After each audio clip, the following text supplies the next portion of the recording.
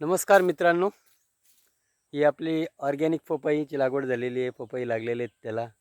हे यांच्यापासून आता मी बी तयार करणार आहे, पूर्णपणे सेंद्रिय बी.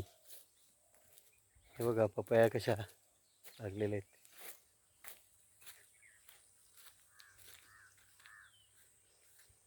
अतिशय गोड आहेत पपई. हे बघा झाडावरच पिकली ही.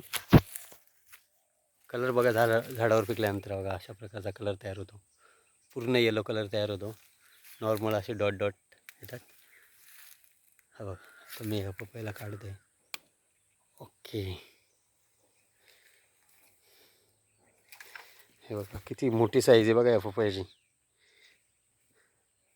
झाडावरच पिकलेलं आहे. खाण्यासाठी अतिशय गोड आहे. कोणत्याही प्रकारचं पेस्टिसाइड्स मी वापरलेलं नाही किंवा फर्टिलायझरसुद्धा यूज केलेलं नाही आहे.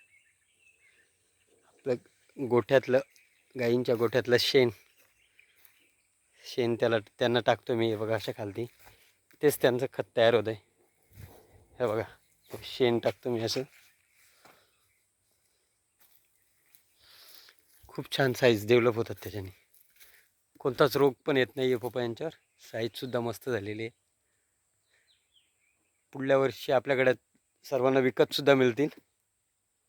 यावर्षी प्रयोग होता, प्रयोग यशस्वी सक्सेस झालेला आहे.